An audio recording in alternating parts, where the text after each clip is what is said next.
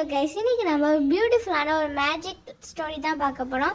இந்த ஸ்டோரியில் நான் என்னோட வாய்ஸ் யூஸ் பண்ண போகிறதில்ல, ஏஐ வாய்ஸ் தான் யூஸ் பண்ண போகிறேன். இந்த ஸ்டோரி உங்களுக்கு பிடிச்சிருந்தா உங்கள் ஃப்ரெண்ட்ஸ் அண்ட் ஃபேமிலிக்கு ஷேர் பண்ணுங்கள். மந்திரப்பள்ளி 6 நண்பர்கள். முதல் பாகம்.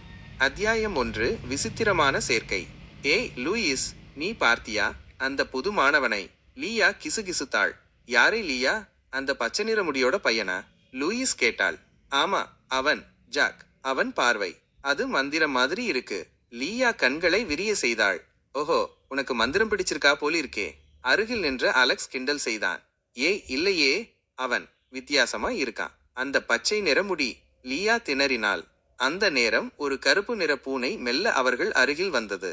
அதன் கண்கள் பச்சை நிறத்தில் ஜொலித்தன. அந்த பூனையை பாருங்க. லீயா திடுக்கிட்டாள். அது என்னடா லீயா, அந்த பூனையில என்ன விசேஷம்? அலெக்ஸ் கேட்டான். அதோ அதோ அதன் கண்கள்.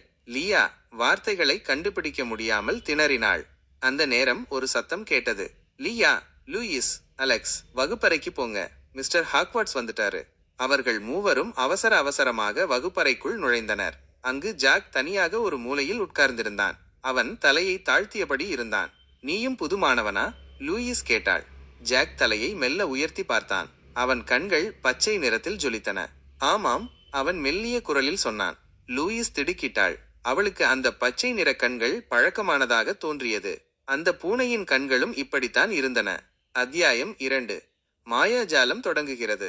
வகுப்பறைக்குள் மிஸ்டர் ஹாக்வார்ட்ஸ் நுழைந்தார். இன்று நாம் மந்திர கற்களை பற்றி படிக்கப் போகிறோம் என்று அவர் கூறினார். பாடம் தொடங்கியது.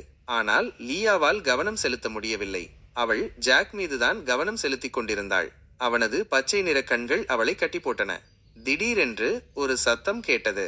ஜாக் தன் மேஜையை தட்டிவிட்டான். அவன் கையில் இருந்த மந்திரக்கல் பளிச்சிட்டு ஒளிர ஆரம்பித்தது. ஜாக்! Mister Hogwarts அதிர்ச்சியடைந்தார். நீ என்ன செய்தாய்? ஜாக் பயந்து போனான். அவனால் என்ன நடந்தது என்று புரியவில்லை. எனக்கு தெரியாது சார், அது தானாகவே. ஜாக் திணறினான். மிஸ்டர் ஹாக்வார்ட்ஸ் கவலையுடன் ஜாக் அருகில் சென்றார். அந்த நேரம் வகுப்பறையின் ஜன்னல் தானாகவே திறந்தது. ஒரு காற்று வீசியது. ஜாக் பயந்து நடுங்கினான். சரி சரி, அமைதியாக இரு மிஸ்டர் ஹாக்வார்ட்ஸ். ஜாக் தொடரும்.